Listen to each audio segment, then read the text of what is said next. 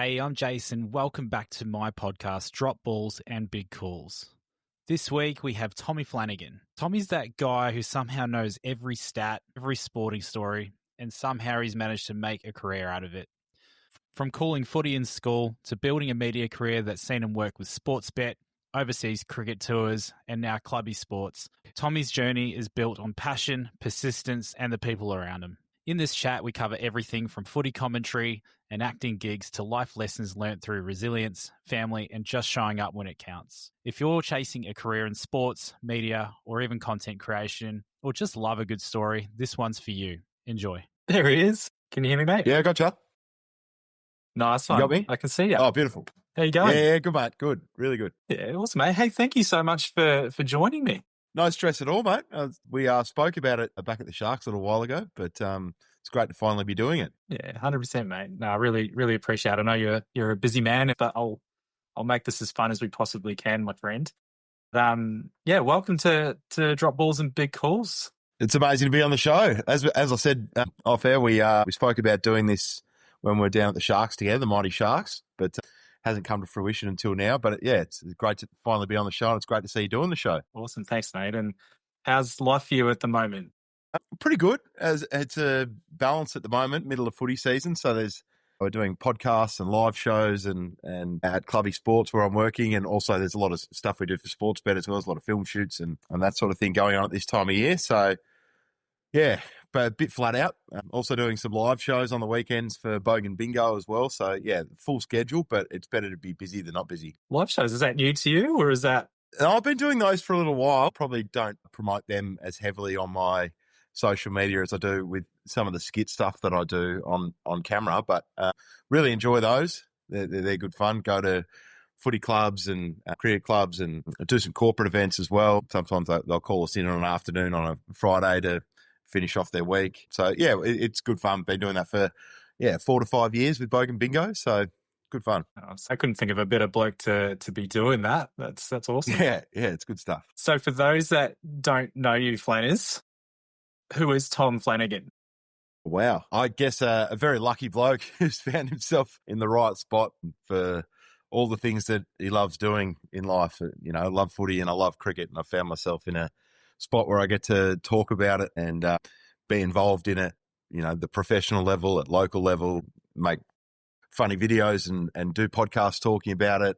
So, yeah, very lucky to be in the space that I am. Little birdie told me, and I think this captures your love of sport really well, you once wagged school for Shane Warne's comeback game at the Junction Oval. Is that correct? Yes. Second 11 game it was. And we had UN week that week. And, yeah, everyone was meant to gather in the school gymnasium. Everyone was meant to be allocated a country for that week. And, you know, it was all about replicating the UN and showing the diplomacy that they do and all the different procedures that they go through at the UN. But me and Cal, who I believe you spoke to, neither of us went to a minute of that week, and we were both down at the Junction watching Warnie roll out his leggies on comeback from the shoulder surgery. Is that where you've modelled your leggies? Yeah, absolutely. Yeah, no, the only wickets I've ever taken in cricket are based on modelling myself on Warnie's videotapes. I had the VHS cassette when I was about 5 years old, and it had the flipper, had the slider, had the wrong-in, had the top spinner and the leg spinner. And I reckon I watched that maybe 3,000 times as a kid because, you know, you didn't have phones to just go to whatever YouTube video you wanted to. It was only the VHSs that you had on archive. And that was one that got a lot of runs and no pun intended. And then back in the nets and down in the backyard, we used to roll out a few of those, try and replicate those deliveries. So without him, I don't think I would have ever taken a senior wicket. Love it. I love it. Where did that love of sport, and in particular Shane Warne, where did all of that start to develop? Parents are always encouraging of sport. They always wanted me to go and play sport, and they were big footy fans themselves. Dad was a big cricket fan too, and they'd take us to the G to go watch.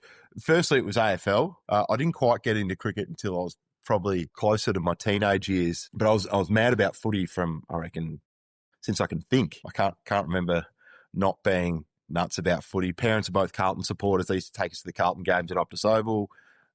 Used to go to the G, go to Waverley, watch the Blues, and then cousin got drafted to the Swans when I was 5, and when he got drafted. Benny Matthews, he's still part of the Swans now. He's part of the coaching group. And when he got drafted, he'd get us into the rooms after games in Melbourne. And then I'm a little kid walking around looking at Paul Kelly and Tony Lockett and shaking their hands and getting their autographs. So I wasn't interested in Carlton after that and became a big Swans fan. Yeah, that being in the rooms and in the inner sanctum as a young kid, that really fired me up to get amongst the professional sport and the Swans, and then eventually cricket as well. Man, that's such a cool experience. Not many kids can say that they get that kind of exposure. Yeah, I was very lucky. I mean, Ben, he started in 95 and he finished up 2008. So for me, that's 5 to 18 that I spent in the Sydney Swans rooms. Incredible years there. Was in the room for 2005 grand final. Leo Barry used star, and I'm in the rooms afterwards, and everyone's having crownies, and Barry Hall and Ryan O'Keefe and Jude Bolton and all the boys are up and about, and I'm just this little fella walking around in the rooms, soaking it all in. So, yeah, some incredible experiences from being in those change rooms. That's really cool. So let's go back. Let's go back to those early years. You sort of mentioned that you developed a love for Thomas the Tank Engine, but it meant more to you than just a TV series and a story. Yeah, it was. I mean, my parents always encouraged me to read books and write and try and develop my English, develop my vocabulary. And I took to Thomas pretty quickly. Thomas had a lot of great life lessons, and all the characters were different. And I think you came across individuals in life that had similarities to a lot of those engines. So people that you'd meet in the schoolyard, you'd be like, oh, he's got a bit of Gordon about him, or he's got a bit of Henry about him, or a bit of James about him. And you'd already met these characters, I guess, and their personality types through the books and watching the model series. And rest in peace to Britt Allcroft, who brought that model series to life from Reverend Audrey's books. She just passed away not long ago. But yes, that model series that she created and that series of books from Reverend Audrey has held my vocabulary in pretty good stead and developed my English to a pretty high level pretty quickly when I was a youngster. Was that something you struggled with earlier on before you got into this? Did you have early struggles with vocabulary or language or reading? Well, no, this is so early. So Thomas probably, I reckon before I could walk, I was probably watching Thomas. So I wouldn't say early struggles with English. I just think it was just the foundation of any English that I had. Like before I was stringing sentences together, I was watching Thomas episodes, and that was sort of explaining English on the screen, by seeing what the characters were doing and being like, okay, so this means that, and that means this. You'd see a character go through a story arc. So Gordon would fall into a ditch, and he'd be disappointed, and the narrator would be explaining, okay, Gordon's made a mistake. He's gone off the rails. He's, now he's in the ditch. He's going to have to wait there all day before the other engines have finished their work and they can pull him out. So he's going to be sitting there. He's going to be ashamed. He's going to be embarrassed. People are going to laugh at him because he's such a silly engine who went off the rails and fell in the ditch. What kind of engine does that?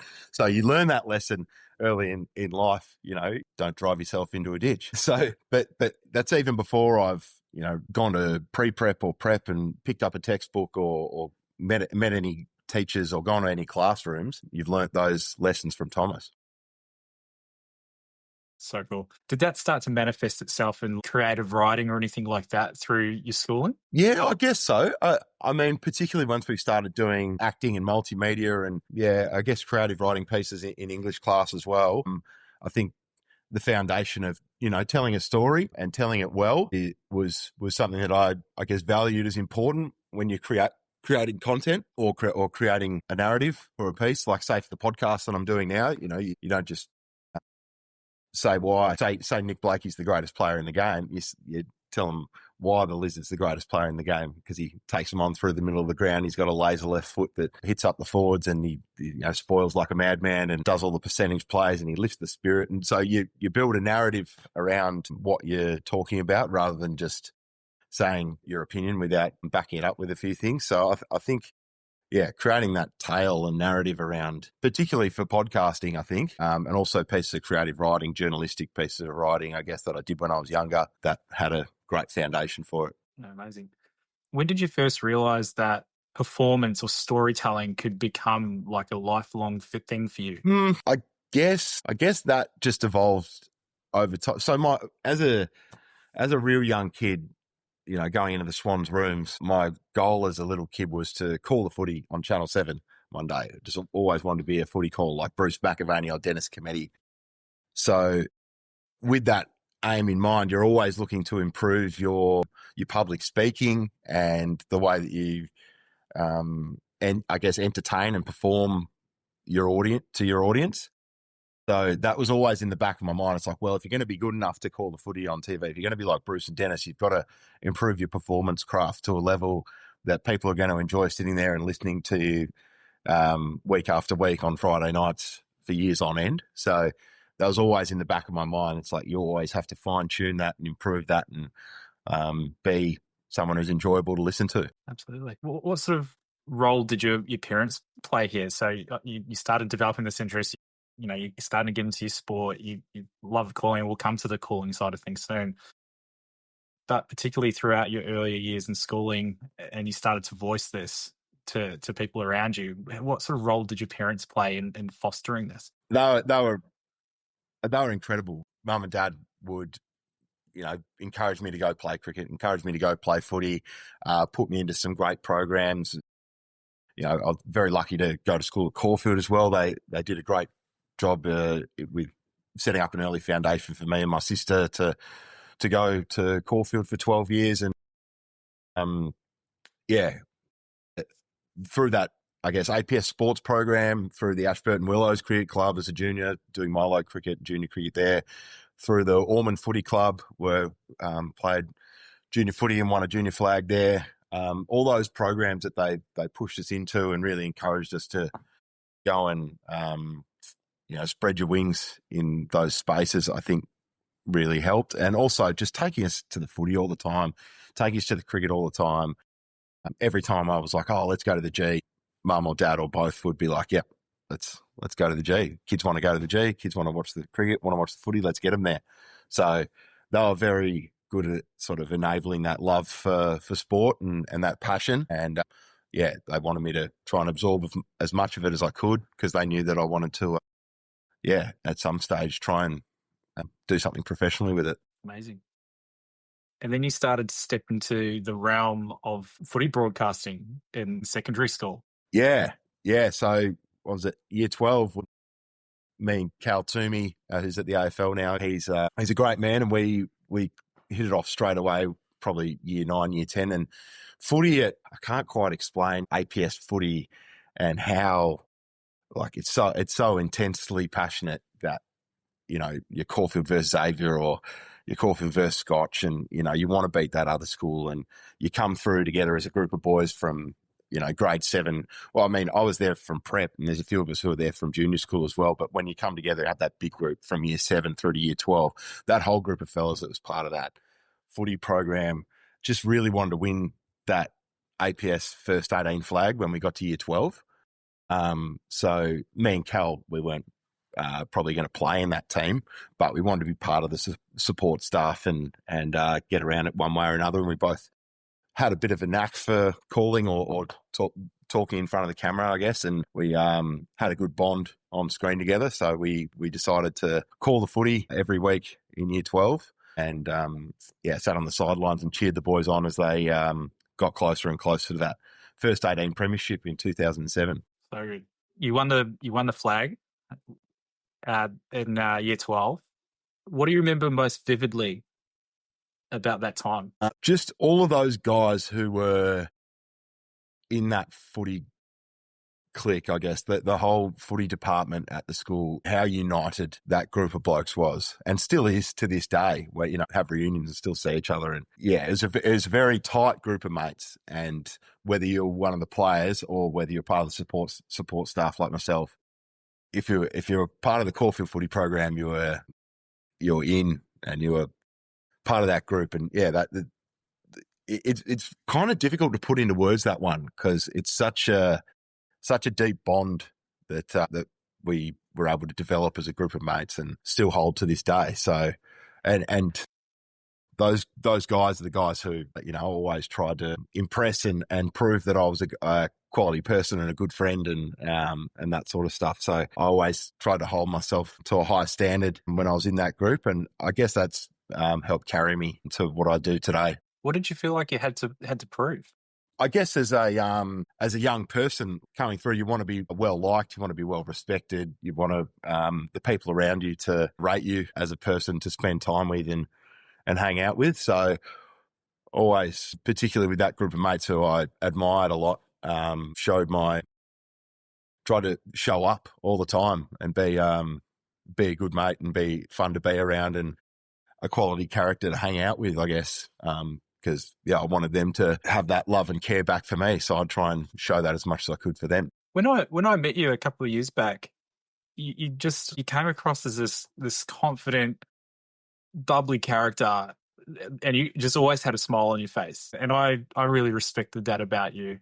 And your great one-liners on the cricket field always went down well as well. Was that always there, or was that something you had to consciously work on?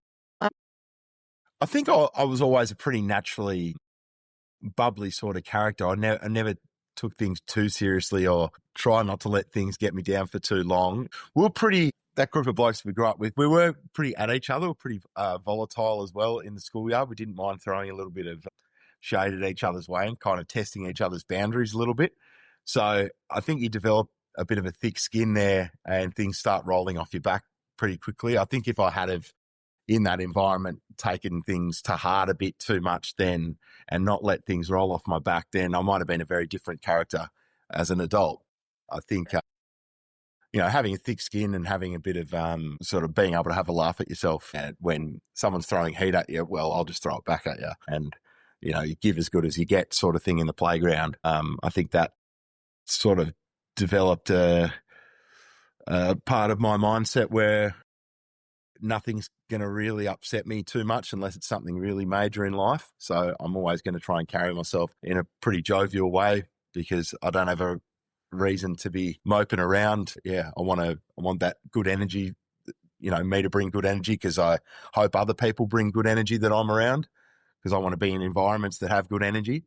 So, yeah, and I think a lot of that is born out of having that thick skin when I was younger at school when maybe someone would say you're this or you're that and some people would react one way and go all internal and get upset about it, and other people, I think I probably lean to that other people's side where you just like, get stuff, mate, you're this, and throw something back at him and let things roll off your back pretty quickly. So with the experience that you had in secondary school, you're now into commentating, footy matches. You're in with sounds like a really good crowd of people. You're developing those bonds for life.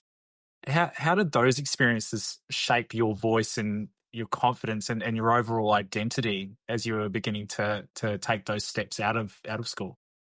Yeah, it's interesting the path that you go on, I guess, as you come out of school. I mean, when I finished school, I didn't quite know what I wanted to do. I had a lot of people saying I should go, do a journalism degree or something at Melbourne, or you should, try and get in at various courses at high quality universities, which I thought about really heavily. But I needed to go and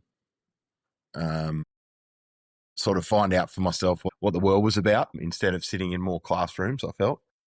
So, I went and worked in pizza shops and learnt pretty hard lessons early about sort of, if you drop the oil, you're going to go clean it.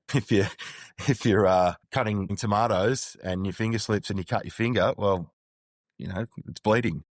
So those sort of, humbling and sobering sort of lessons where you're not in the classroom anymore, you're not being sort of coddled and protected, you're out in the real world and you're into the workforce and no one cares if you make a mistake or you're upset, the job's still got to be done, get on with it. We've got pizzas to make. I think going into that environment kind of sharpened me up pretty quickly for what else was to come in the following years coming out of school. So, and you've worn a few hats. Yes. Over the years, you touched on the pizza shop there. You then, you move into railworks, call centres, but there's always this bubbling thing happening in the background. You're pursuing a career in media. But with those other roles, first, what did that teach you about people and life lessons within that? Yeah, well, I mean, I guess dealing with, when people want their food, when people have ordered their food on a Friday night, they finish a long week of work and it's 7 p.m. and it's cold in the middle of winter and they want their pizza.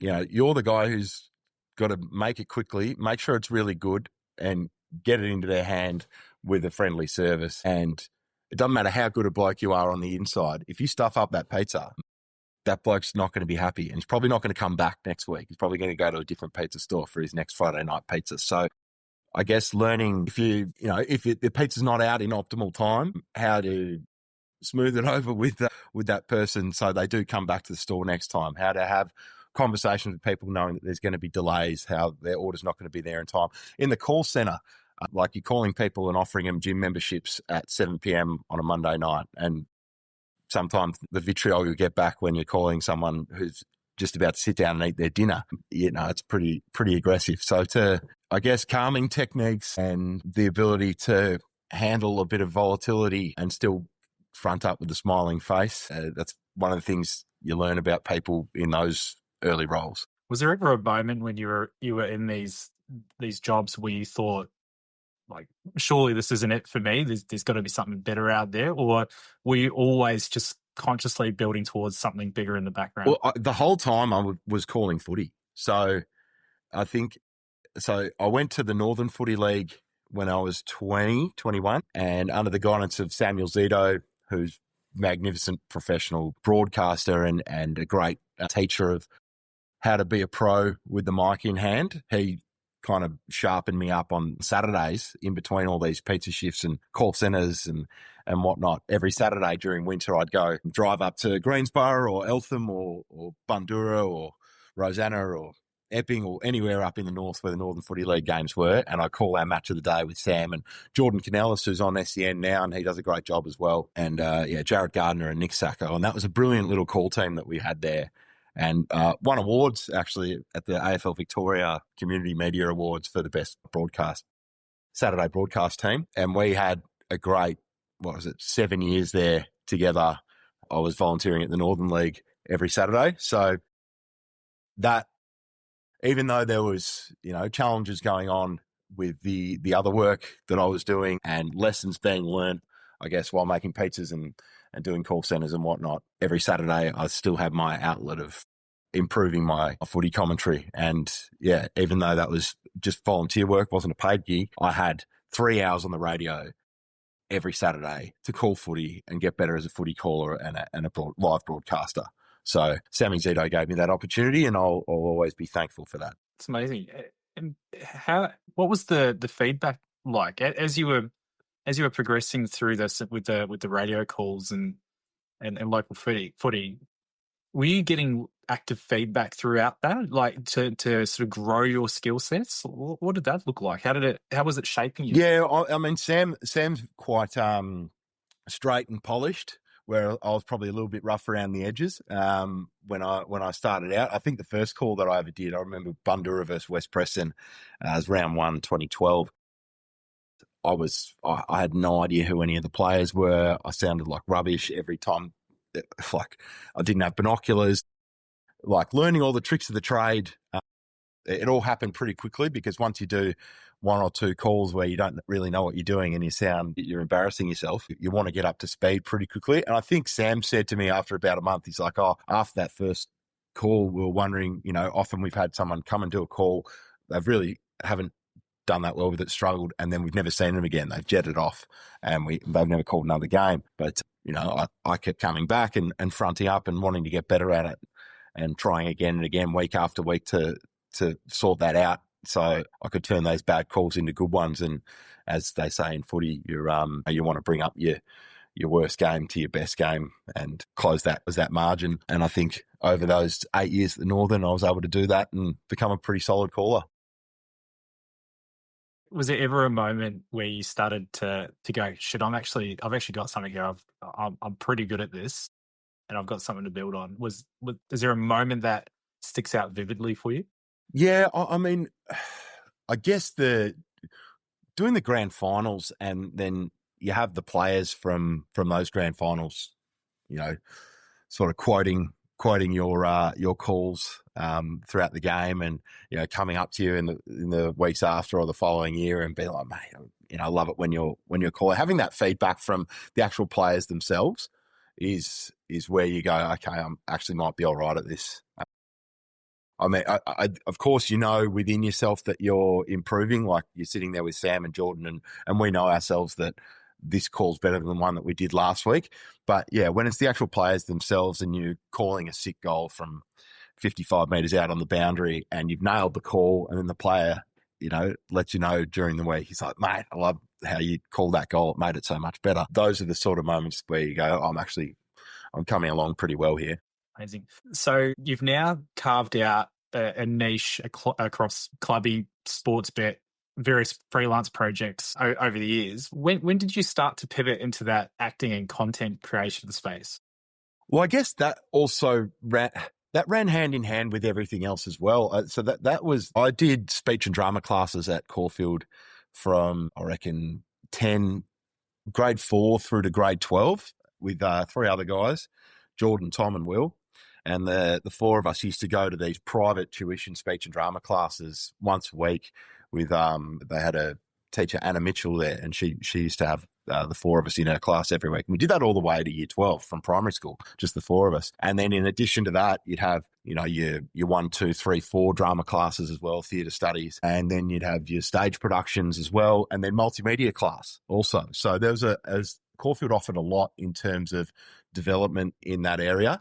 And then when I finished school, a great friend of mine from school who I played footy with and was in multimedia class and in theatre studies class with, Max Price, who does a lot of great work as well on the socials, works at Sportsbet, works at Fox Footy. He was at Sportsbet, I think, very early, pretty much straight out of school. And he was part of their social content, very early social content and TV ads team. And he, because we'd done a lot together at school, he's like, oh, Flanners, we've got this gig coming up at Sportsbet. It's a local rugby player runs into a clothesline ad for TV. Would you be interested in that, playing that character? I'm like, yeah, sure. Why not? Let's give it a go. Sportsbet wasn't really a massive name. Didn't have all the marketing that it had back then. So I didn't really know what I was getting into. I just went and filmed that ad with Max and Brian Mannix, superstar musician from back in the 80s. He was directing that shoot. And yeah, so the 3 of us filmed that. It went to air. And then started getting follow-ups from Sportsbet going, oh, that was funny. That was we love that local rugby player running into the pole video. Now we're doing a shit local cricketer video. Do you want to be involved in that? Oh, yeah, cool. All right. And then another one came, footy and golf and tennis and yeah, all these different, shit local player videos started coming up from Sportsbet. And yeah, the ball started rolling from there. And now I am where I am now. And it's just grown year on year. But yeah, it all started probably back at Caulfield with Max and theatre studies and multimedia class.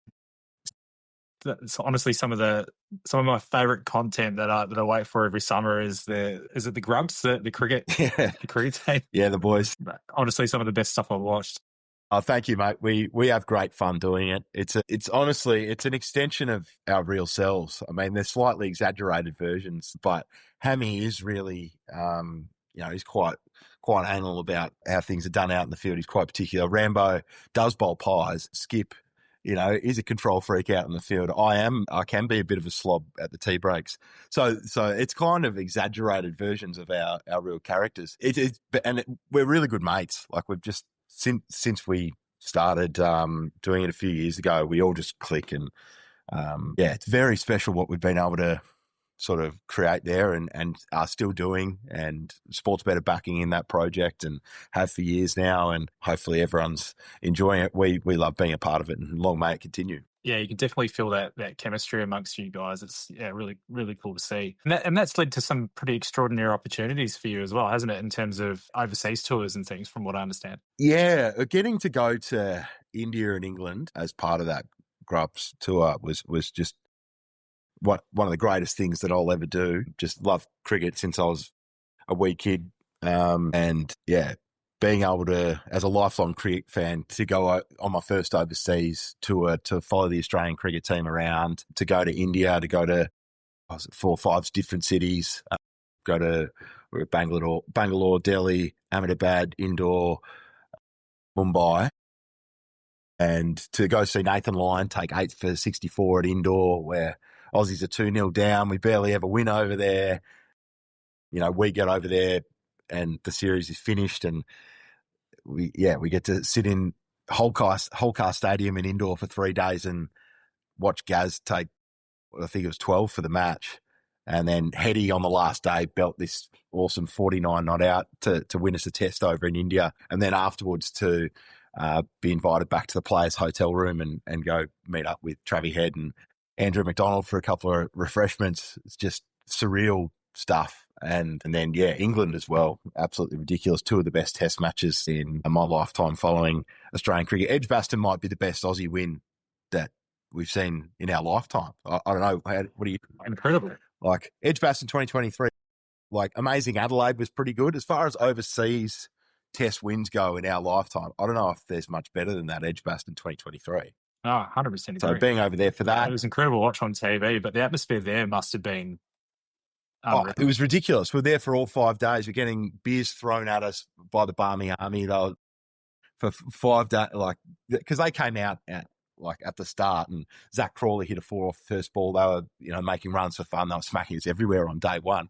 And we were in the Holly stand where all the Barmy Army is, and we're clearly supporting Australia. And they were throwing beer on us, and they were laughing at us, pointing at us, and chanting at us. They were chanting stuff at Travis Head every time Hetty was sweeping the boundary. I was doing that all day for 3-4 days straight. And then on the last day, when everything just got tighter and tighter and tighter, and the Aussie crowd just started getting their back up. We might win here, and they just got quieter and quieter. And then that moment when we finally won, we went absolutely berserk and gave it back to them after they'd given it to us for 4.5 days.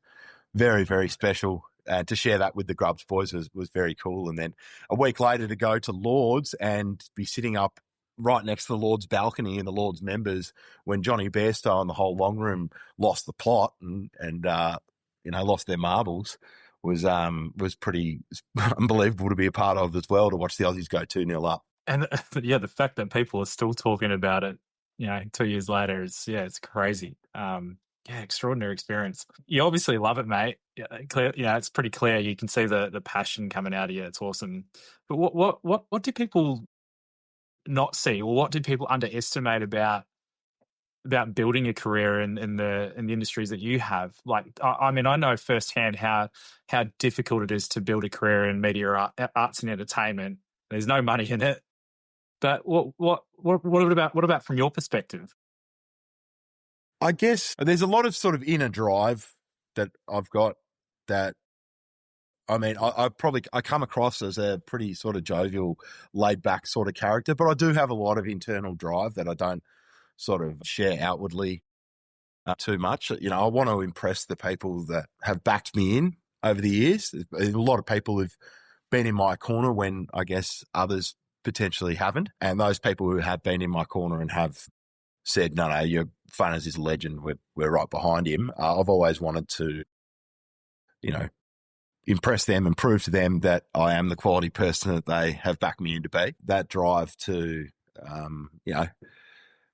reflect well on my family, my mates and my colleagues and those people who've backed me. And, I know the impact that I have and the things that I do sort of impacts them. And probably when I was younger, I wasn't as considerate of that as I probably am now. I think when I was younger, I'd probably make mistakes and not really care how that impacts the people around me. But I think as I've grown older, I take that pretty seriously, the impact I have on people close to me and just the weight of how many people have actually got behind me and backed me over the years. Is pretty powerful. So I carry that day to day. There were times where I probably should have been kicked out of school, should have been expelled, or I should have been. I have made mistakes, I've made errors over the journey, but the staunch support of the people around me has always been there, regardless of if I've made a mistake here or there or not. So, doing the right thing by those people, and again, moving your worst footy to your best footy and closing that gap. It's not just about footy; it's about life. Your day-to-day actions in life, improving those and closing the gap between your worst actions and your best ones has been something that I've tried to focus on as an adult a lot more than I did when I was a kid. When you're like your brand is you, right? That's, and I know you're working with others as well, but when your name's tied to the content that you're putting out there, and obviously, obviously those people that have got you here mean a lot to you, and it seems that you've felt that pressure in the past. How do you manage that pressure? Yeah, it's an interesting one because sometimes, the identity thing being, like, say if I walk down the street in Richmond, I'll have someone come up to me and be like, "Oh, Flanners, Sportsbet videos, you're a legend." If I walk down the street in Brunswick, I might have someone come up to me and go, "You're that dickhead who is on the gambling ads. We hate you." So like it's an interesting. It's a strange battle, that identity thing. You walk out into the street, you never quite know what people are going to think of you being attached to the wagering aspect of it. So yeah, that is a challenge dealing with that day to day. I feel like most of it's pretty positive though. So it's an enjoyable experience, most of those interactions when you meet someone out and about and they know who you are. But yeah, it is a delicate balance. There's the real you and then there's the character that you play or the characters that you play or the hats that you wear. So I guess giving as much of the real you as you can without overstepping too far and revealing the whole you, I guess is it's a delicate balance, I guess, when you come across new interactions with people that you haven't met before.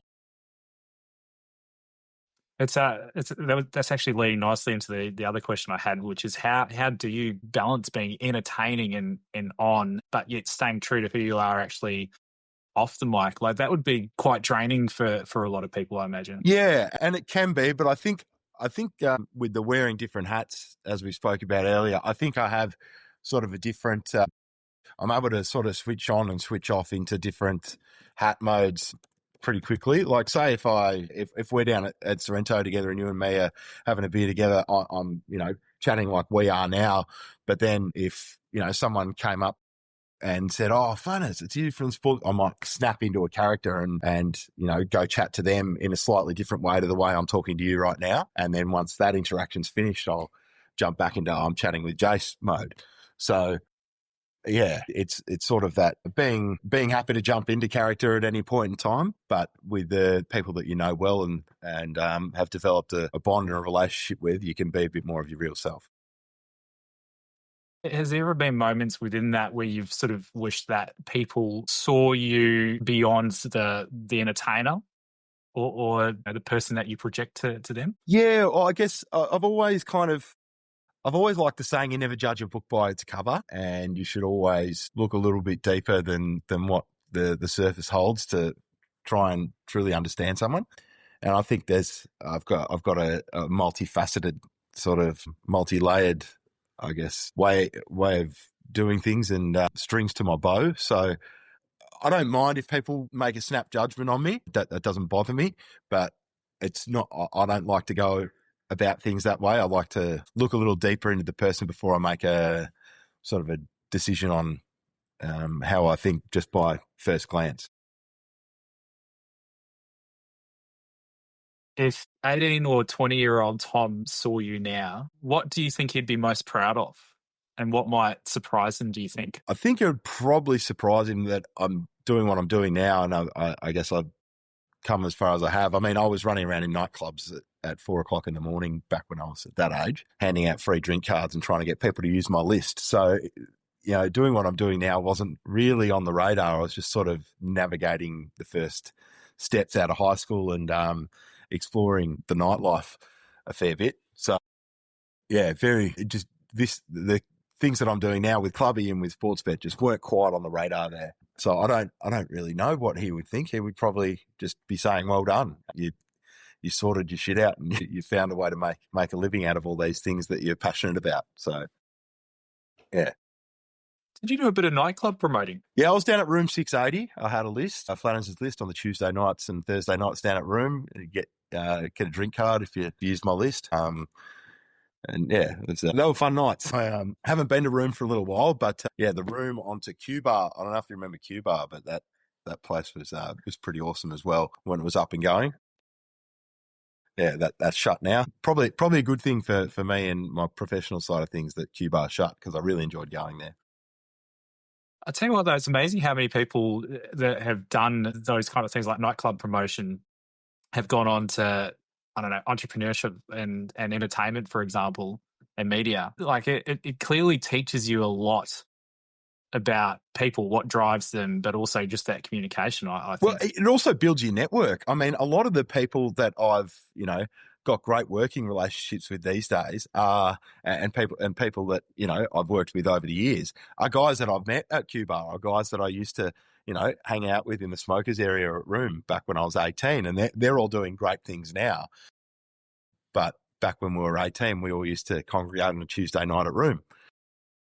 And so that socializing as an 18, 19-year-old, a lot of the relationships that you build there and the network that you form with those people, if you find a good nightclub where it's got great heads there rocking up every week and everyone just keeps coming back, and it's kind of like it's like school or a footy team. Like, it's the same group that comes back every week and has their social sessions on the Tuesday, Thursday night. So you form a bit of a bond with those people, and yeah, a lot of those bonds I've still got today. There's a lot of people who I met at Room or Q Bar that I would see today and be like, get along really well with, because we had great times back then.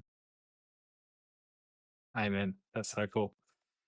You described resilience as raw, hearty, and relentless, like Shane Warne. Yep.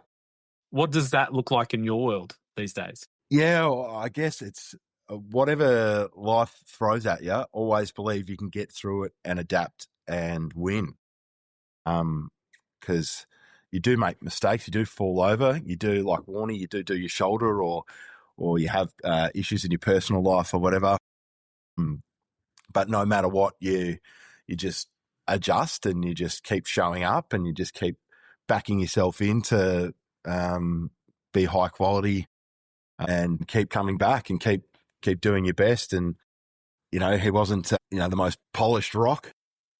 He wasn't the most technical rock. I guess he evolved into that as a player as he got older. But I think when he started out, it was just a raw ball of energy, Warnie. And I always took a lot of inspiration out of the way that he dealt with his setbacks in his life and in his career. And I've always tried to sort of apply that mindset to myself, for if I can carry myself the way that he used to, under such public scrutiny and still perform, you can do it in whatever you're doing in your life. What moment in your own career demanded that level of resilience? Yeah, there have been a few moments where I've had to sort of internally work pretty hard on myself to get back to the top level of performing and being willing to front up every day. You do go into a shell a little bit when you have a setback, but I feel like I've always been able to get the wheel turning again pretty quickly if I have had a major setback.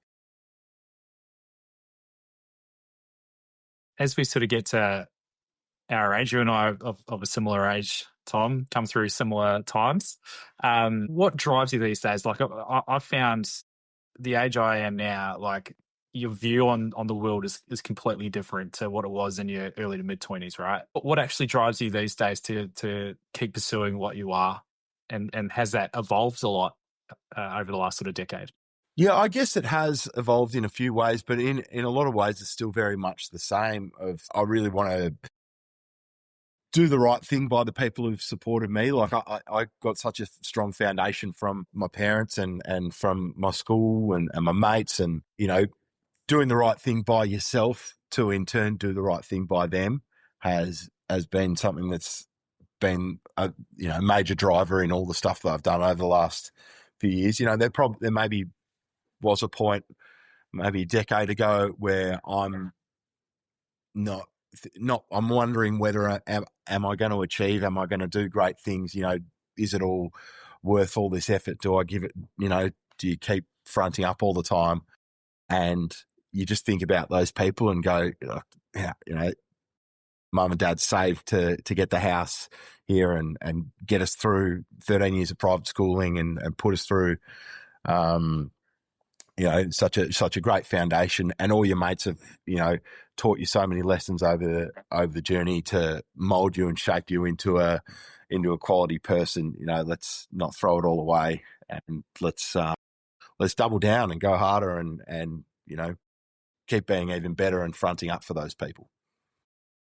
And in turn yourself, it starts in your head. You're doing it for those people, but you're really doing it for yourself. If there's one message you could deliver to all the people that you've mentioned today that have made a big difference in your life and your career, what would it be? Just that I love them all, and I love that they've always backed me in, and always been there to give me a kick in the bum when I've stuffed up. But yeah, when I've been flat, always there to wrap their arms around me, and it's a nice big group of people that I've got in my circle. I've said it a few times in this, I'm quite lucky with the amazing groups of mates that I've got, and how that inner circle is so expansive. I've met some amazing people over my journey, and I've got a lot of people that are very close. So I'm very thankful for that, and I can turn to any of those people at any point in time and have a chat, and vice versa. They can turn to me at any point in time. So just big love, big heart for all those people, and I know they've got the same for me. Love it, mate. Well, you've been very generous with your time. You're just that kind of person, mate. I really appreciate you coming on here and giving me a chance. Like I'm new to this myself, but yeah, the fact that you put your hand up to do it, I really appreciate you, mate. Gave some great insights throughout this today. Is there anything else you want to cover while we're here? Well, how about yourself, mate? How are you going? How are you seeing the build of the pod? It's how many episodes have you done now? This is my third recording. Last night I had all kinds of software issues where the other guest track didn't upload. And it's funny because I was listening to a Dom Harvey podcast. He's a New Zealand podcaster that I actually grew up listening to on radio. Funnily enough, he was one of the reasons I wanted to do this. He's just a really inspiring guy, and I love the way he does this podcast, the structure of it, and what he talks about. But he was sort of talking about you're going to have an episode that doesn't upload or something goes completely wrong, and you got to front up and own that thing happening. And funnily enough, it happened last night on my second recording, and luckily my friend was an absolute champion and just considered it a rehearsal and locked it another time. But it's just little things like that, mate, like just getting up to speed with the technology I'm using, and I'm running a really lean basic setup, as you can probably see. But it's just a great opportunity to connect with people that I haven't for a while and learn something about them, but start to understand some of my own challenges of things that I haven't been able to get out of my own way on. As I've got to know yourself, like through the cricket club and all that, like I just love the way that you interact with people. And I didn't know about the Sportsbet stuff when I met you at the cricket club that day. So just to see you as a person first before I got to see some of those videos and what you do in the background, like it was just really cool seeing how you handled yourself. And I think I've taken a lot from everything that you've done, mate. And that's why I wanted you to come on here, because I think you're such an inspiration, and you're just a larger than life guy. And even talking to Cal, he spoke so highly of you, and just, you can really feel the camaraderie that you guys have developed over the years. And everyone that I've spoken to has spoken exactly the same way of you. And it really comes across, and you're a giver, mate. Fundamentally, that's it. You're a giver. You want the best for people, and you want to give them a good time. Yeah. Yeah, no, I guess I do. And thanks for that, mate. That's really kind words. And thanks to Cal for his kind words, and everyone else who's spoken. I'm not sure who else you've spoken to there, but yeah, it's really nice to know that people enjoy the way you go about it and have a lot of love for you. And I guess, trying to be that person. You want to show up as that person as often as possible. And some days you're not quite feeling up to being that regular bubbly self that I am most of the time. But most days I can find a way to show that side of me. And yeah, and you for yourself, I think this is great that you're doing this show, because it's a wonderful concept. It's different to any of the other shows that I've ever appeared on before. All the shows that I've been on, either talking footy or talking cricket or whatever. It's this being actually able to get to the nuts and bolts of how minds think and how how mantras and psyches operate. I think it's a really cool concept. And yeah, you will have teething issues. That's for sure. I remember the first pod that I ever did. We had to soundproof my mate's room with a mattress, and we had two mics, and one of them worked and the other one didn't. And then we had to record it again like 2 days later. Because there's always technical issues, but it's going to be a great podcast. It's going to go on to bigger and better things, I can imagine. Oh, I really appreciate it, mate. Thank you. What's next for you? What's coming up in the next few months? What have we got on? So I'm still sort of flat about last night's World Test Championship. I lost to South Africa. I still haven't quite got over that. It's brutal, isn't it? It's doing my head in a little bit. So I think it's an eye to the West Indies and seeing what the Australian cricket team does there. Of course, we've got a keen eye on the Swannies and everything that's happening there at the moment. We've got a negative win-loss ratio at the moment, so hopefully the boys can get up and about for the second half of the season. The Vicks will be back soon, so I'm clearly up and about. Yeah, the Vicks returning. They couldn't quite make it to the final last year in the Shield. They did in the One Day Cup. They couldn't quite do it in the Shield. Would have been nice if they won that One Day Cup, or if they had snuck into the Shield final and won that as well. But hopefully we can do it this year, and hopefully playing a little bit of cricket.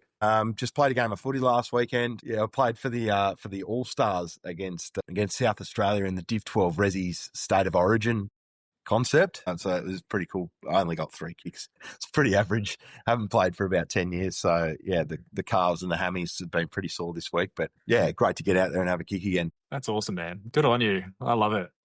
It's very cool. I was going to ask how the hammies were, but you covered that. Yeah, no, they're no good. Knees, ankles, they're all pretty sore this week, but it's all right. I can say that I got a contested possession on Hamish Hartlett, which not too many people can say. There you go. How good.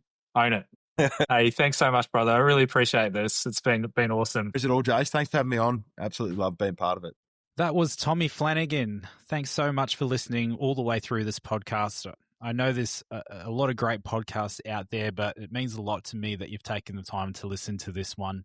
It's been a great experience building this podcast with you, and I love hearing your feedback. So please feel free to send through any feedback to our email, bigcallspod@gmail.com, or even leave a comment wherever you're listening to this podcast. Above all else, just appreciate you being here.